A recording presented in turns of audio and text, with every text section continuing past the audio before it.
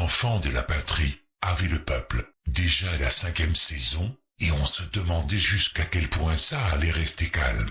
Et pourtant, aujourd'hui, c'est reparti pour une nouvelle polémique de merde de ce mois-ci, afin d'assurer une bonne promotion mutuelle. Je veux parler bien entendu du crépage de chignon entre le juif Éric Zemmour, le méchant Gargamel des plateaux télé, et de la victimaire insupportable, Absatoussi.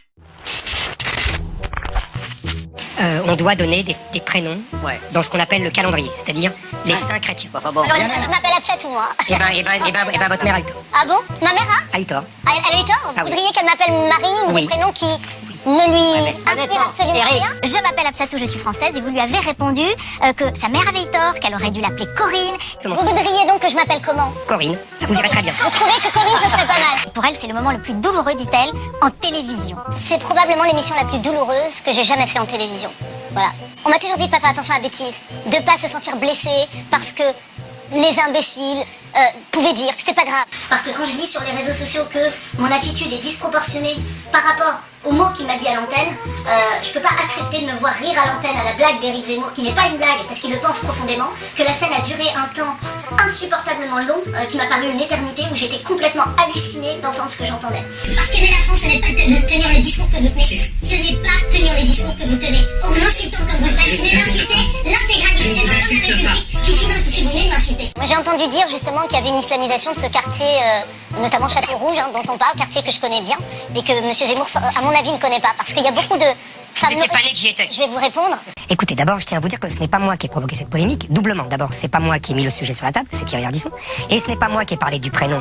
Mais c'est une de vos marottes, on en a Oui, parlé, absolument, absolument. Non, on avait déjà eu cette mais fois, c'est ce que cette j'allais vous dire. Non, mais qu'on vienne pas me dire que c'est une de mes obsessions, que c'est moi qui ai lancé la polémique pour lancer la polémique. C'est tout ce que je voulais préciser. Mais personnellement et dans mon être, je ne peux pas accepter ça. Je ne peux pas accepter qu'Éric Zemmour soit parti du plateau en ricanant, en me regardant impunément, comme si rien ne s'était passé, alors qu'il venait de m'insulter comme jamais j'ai été insultée. Jamais. Parce que mon prénom fait partie de mon identité. Oui, mais c'est pas partie de l'identité de la France. Il fait pas partie de l'identité de la France. Il y a une communauté noire qui semble gêner Monsieur Zemmour, qui est plutôt congolaise. Ils sont pas musulmans.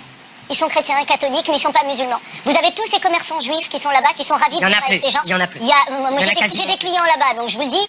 Donc j'ai répondu, vous avez raison, c'est pas une de mes marottes, c'est que simplement ce fut la loi française depuis Bonaparte jusqu'au général de Gaulle et jusqu'à même Mitterrand qui l'a fait abolir en 1993. C'est pour moi impossible, inconcevable de faire offense ainsi à mes origines, à mon identité et à ce que je suis. Et de laisser Éric Zemmour continuer à diffuser sa haine comme ça sur les réseaux sociaux, à la télévision, comme si de rien n'était. Dans cette société multiculturelle, ces gens noirs de toute origine que vous voyez là, ils font tous les jobs dont personne ne veut. C'est eux qui nettoient les poubelles le matin, vous le vouliez ou pas. Allez vous balader dans les rues de Paris. C'est eux qui construisent les rues, vous savez, au marteau-piqueur à 6h du matin. C'est ces gens-là qui sont partie intégrante de la France, que la France est allée chercher à un certain moment, parce que ça a intéressé la France d'aller chercher toute cette main-d'œuvre. Quand vous êtes en face d'Éric Zemmour, il faut bien préparer ce que vous voulez dire, et il faut savoir ce qu'il a écrit. Elle avait le droit de travailler, Vous n'avez peut-être pas assez dans la tête les moyens disponibles pour se défendre. Alors c'est sous Clémenceau, sous Léon Blum, sous le général de Gaulle, toute cette loi s'appliquait. Oui, c'est pas moi. Je me lève, je crée des enfants en France, je travaille en France, je suis une enfant de la République, qui a été à l'école avec des professeurs qui aimaient la France probablement plus que vous. Alors que ça vous plaît probablement plus que vous. Ce n'est pas, contrairement à ce que vous voulez penser, le multi-ethnique qui me dérange, c'est le multiculturel. Oui. En France, il n'y a Parce que pas... vous voulez que ces gens viennent sans leur culture? Oui. Ah, qu'ils oublient qui ils étaient. C'est ce qu'il veut, hein. Exactement. Vous voudriez. C'est ce qu'on a fait. Donc on va les chercher pour construire un pays. ils sont pas- Donc on va les chercher parce qu'on a été les D'abord, chercher. attendez, madame, Et puis attendez. après, on est- Non, il faut arrêter. Encore hier, Éric Zemmour se pavanait sur les réseaux, sur la télévision, à la télévision en disant « Je n'ai pas dit ça ». Vous l'avez dit, monsieur Zemmour, vous l'avez dit. Vous l'avez dit, je n'oublierai pas que vous me l'avez dit. Ça veut dire en tout cas, mon histoire d'où je viens est prééminente et plus importante, puisque ceux d'avant, parce que vous comprenez, ce qui est injuste, c'est que ça veut dire que les générations d'avant, les générations d'immigrés italiens, polonais, etc., qui ont fait cet effort-là, alors eux, c'était des sous-hommes alors. Et ceux d'aujourd'hui, ils ont le droit de faire ce qu'ils veulent. Je trouve ça choquant. Vous allez La vous France n'a calmer. pas attendu les Africains pour être la France. Ah, vous êtes déjà allé en Afrique? Mais évidemment que je suis déjà Où allé est-ce? en Où est-ce? À Abidjan. On va prendre l'exemple d'Abidjan. À Ouais. Abidjan, vous n'avez pas vu une forte communauté française Oui. venue bénéficier des richesses de l'Afrique, Et vous savez d'où ça vient? construire, développer, bénéficier de cette croissance croissance à 2 chiffres qu'on voit que sur le continent africain. Vous comprenez bien qu'on était dans une discussion.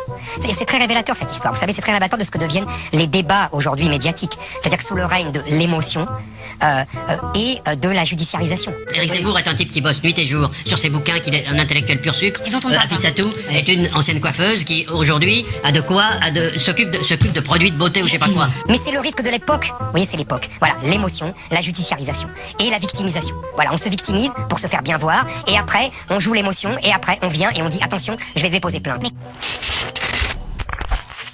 Pauvre Éric Zemmour, face à Absatoussi, qui a tout juste le niveau pour dire de la merde et des conneries chez le juif Hanouna, Garrido, la pseudo-révolutionnaire plein de graisse de Fort Boyard, ou encore Poil de Carotte Polony, la pseudo-rebelle qui veut garder son boulot, parce qu'elle ne veut pas qu'on sache que l'abominable Stéphane Blé était son ex, et que je salue au passage, bref, celle qui est toujours placée au centre du débat comme l'anus, pour faire le sale boulot. En gros, ça a dû être long et ennuyeux pour Zemmour. Zemmour, c'est le juif au cul entre deux chaises et qui m'a toujours fait rire, car dès qu'il est face à une meute, il donne envie de le défendre, d'où ça prouve l'infériorité intellectuelle absolue de ses détracteurs. L'assimilationniste Éric Zemmour, qui passe son temps à exiger des musulmans d'oublier leurs origines et d'abandonner leur religion, n'est pas prêt d'abandonner la sienne puisqu'il est très pratiquant, fréquente avec assiduité la synagogue, porte en pendentif un Sefer Torah, mange avec 2 vaisselles et 2 éviers différents pour ne pas mélanger la viande et le lait, ne mange pas de porc, a réalisé les bar mitzvahs de ses mioches, comme l'exige sa religion. On peut donc constater que ce mec s'arrête à sa petite personne, lui qui passe son temps à parler de la France fille aînée de l'Église en citant André Suarez, qui expliquait que les Français avaient l'Évangile dans le... Zemmour n'a non seulement jamais pensé à se convertir au christianisme, mais pratique le judaïsme à la lettre. C'est son droit, mais qu'il cesse de dire l'inverse. En gros, c'est juste un pyromane de la haine anti-musulmane, communautariste juif et chantre d'Israël, qui ne cesse de diaboliser les Français d'origine afro-maghrébine, avec la complicité d'une presse de propagande acquise à sa cause. Il est pourtant particulièrement mal placé pour donner des leçons d'intégration. Thibault, son rejeton, peut en témoigner. Il avait lui-même diffusé depuis Israël une photographie de sa petite amie, habillée en soldat de l'armée israélienne et munie d'un fusil. À 17 ans, il était donc envoyé en vacances en Israël sous la responsabilité légale de son père. Et en cette rentrée 2018, il suit les cours dispensés à l'école de commerce du juif Frédéric Ancel, propagandiste ultrationniste et ancien cadre du Bétard. En résumé, faites ce que je dis, mais pas ce que je fais. Mais si on en revient à l'émission, ce guignol n'a fait que raconter des conneries. Dire que la loi de Bonaparte, qui a justement été abolie en 1993 par les sociologues, et qu'on doit donner des prénoms dans ce que l'on appelle le calendrier, c'est-à-dire les saints chrétiens, c'est complètement faux. Contrairement à ce qu'il affirme, l'article 1er de la loi relative aux prénoms et changements de nom ne parle pas du calendrier des saints, mais dit que les prénoms acceptés à l'état civil seront les noms en usage dans les différents calendriers, et ceux des personnages connus de l'histoire ancienne. Quand Zemmour s'appuie sur cette loi pour reprocher à Absatoussi son prénom, il semble ignorer que le premier consul, qui a signé cette loi et qui deviendra ensuite empereur des Français, portait lui-même un prénom qui n'avait pourtant rien du français, napoléonais. On peut en rajouter une couche en lui dressant le profil de Sadi Carnot, né en 1837 avec un prénom d'origine iranienne, donc illégal, mais qui est devenu président de la République quand même, en 1887. C'est con, hein?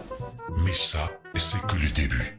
Dira cette chroniqueuse qu'elle aurait dû s'appeler Corinne, par le biais du calendrier, est complètement à côté de la plaque, puisque Sainte Corinne en ce sens, n'a jamais figuré dans ce calendrier. Corinne, autrefois Corina, fait son apparition en Grèce entre le 6e et le 5e siècle avant Jésus-Christ, loin des premières figures martyrs virginales de la grande persécution, décidée en 177 par l'empereur de Rome, Marc Aurèle, et de laquelle naîtra le culte de Sainte Blandine de Lyon, Corina était une poétesse lyrique grecque. De l'antique cité grecque de Boétie, Corina profitait de la paix qui régnait encore de ce côté-là de l'Attique, alors en plein âge d'or culturel et artistique, juste avant la guerre du Péloponnèse. Sa fonction de poétesse publique lui confère une certaine autorité, et la jeune femme passait son temps entre concours de poésie, composition de chansons et analyse de sa propre époque. Ça c'est con. Donc, ce prénom n'a rien de chrétien, ni de français à l'origine. Pas plus que Eric, d'ailleurs, puisque, encore une fois, cet imbécile ignorait que son prénom était d'origine scandinave. Avoir une tête de dromadaire avec un prénom viking, c'est insolite, vous ne trouvez pas? Encore plus rigolo, c'est que l'on célébrait les Corines lors de la Saint-Éric, le 18 mai. Comme quoi, il n'est pas allé chercher bien loin.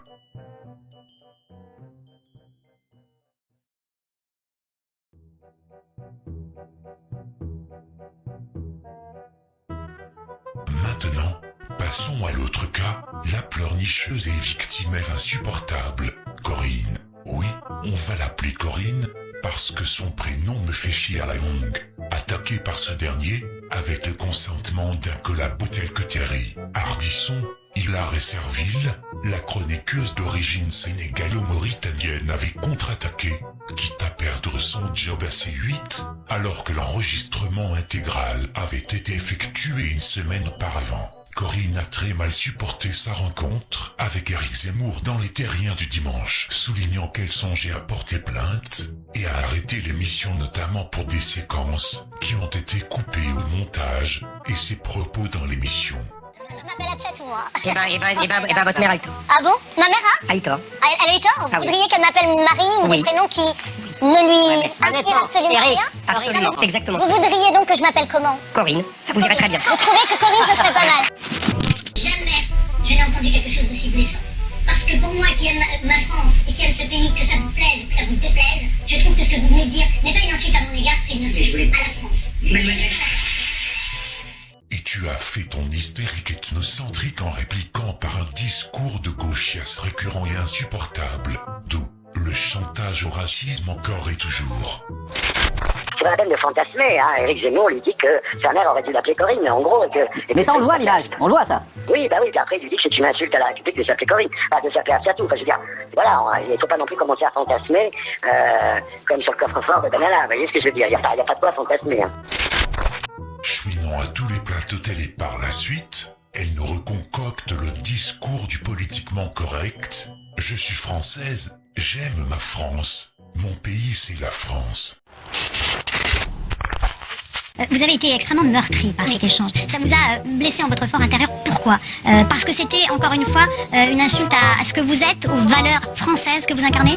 Allez, c'est parti. Ce qui est sûr, c'est que son incitation à la haine raciale n'est pas acceptable. Et c'est ça que je demande d'ailleurs. Vous me demandiez ce que je veux aujourd'hui. Oui. Moi, ce que je veux aujourd'hui, c'est que Éric Zemmour cesse d'insulter les enfants de la République qui portent des prénoms qui ne seraient pas ceux qu'il voudrait. J'ai vécu les mots d'Éric Zemmour avec la plus grande violence. Pour la petite histoire, moi je suis née en France d'un papa sénégalais qui a vécu 40 ans en France, qui est un modèle d'intégration. Ça y est, les violons. Qui nous a appris à aimer la France, qui a acquis la nationalité française ensuite et qui est fier de sa double nationalité, qui nous a dit à quel point on devait prendre soin de notre carte d'identité française, qui nous a dit à quel point nous avions de la chance d'aller à l'école de la République. Je veux que les chaînes de télévision prennent leurs responsabilités et fassent en sorte que Éric Zemmour, pour débattre, ok, pour insulter les enfants de la République, non. Et c'est ce qu'il fait. Et il récidive, il recommence. Cette école de la République, j'y étais et j'ai eu la chance d'avoir des professeurs formidables. Et je le dis et je le répète, qui aimaient la France beaucoup plus qu'Éric Zemmour. Donc à un moment, il faut que ça s'arrête. Et je pense que la sanction exemplaire que mérite Éric Zemmour, c'est effectivement d'être interdit, au moins pendant un temps, de plateaux de télévision, surtout pour la promotion de son livre, par exemple. Voilà, mais qu'il ne puisse plus s'exprimer comme il le veut, surtout si c'est pour nous insulter. Éric Zemmour, si c'était juste la séquence que vous venez de voir, je serais pas là sur votre plateau, Laurence. La séquence a été longue, elle a été pénible. Il m'a excommunié de la République. Mais tu avais osé poster quoi sur Twitter en février 2018? Absolument fan de Brigitte Macron. La stabilité d'un pays dépend de l'éducation de nos enfants. Bienvenue à vous et notre président Emmanuel Macron dans mon pays, le Sénégal. Je n'en doute pas. et tu oses donner des leçons de République à Zemmour. Ta France était donc coloniale à ce point, ma cocotte. Ce n'est pas ton prénom qui est une insulte à la France, mais bien ce que tu représentes. Mais le meilleur est à venir. Comme vous le savez déjà, la chaîne C8 n'avait donc pas diffusé une séquence dans laquelle, contrairement à ce que les torchons racontent, la chroniqueuse s'en prenait violemment au polémiste avec son chantage au racisme, avant qu'il ne réplique lui-même qu'elle n'était pas une enfant de la République, et que son prénom était une insulte à la France. Par le biais de cette altercation, la scène pourtant coupée au montage final a été capturée par smartphone sur un écran de retour. Mais il y a un gros problème, à l'instar que, sur le plateau des Terriens du dimanche, comme pour la plupart des émissions enregistrées en public, les spectateurs ont l'interdiction de filmer ce qu'ils voient, qu'ils sont fermement invités à laisser leur portable au vestiaire, et que jamais un producteur n'accepte qu'il y ait une prise de vue parallèle, et que la norme est de détruire toutes les images et les scènes qui ont été coupées au montage, afin d'éviter les mauvaises surprises. Il y a aussi diverses clauses insérées dans le contrat de travail qui obligent les chroniqueurs à la discrétion et à respecter un principe hiérarchique. Pourtant, Corinne ose dévoiler quelques heures plus tard des images que la chaîne avait demandé aux producteurs de couper. La salope. Non seulement c'est du foutage de gueule absolu de ne pas vouloir la poursuivre en justice rien que pour le principe, sous prétexte de ne pas jeter de l'huile sur le feu, et éviter autant que possible du chantage au racisme, mais en plus, cette vidéo a été capturée pendant l'enregistrement public en direct, et non par voie de rediffusion.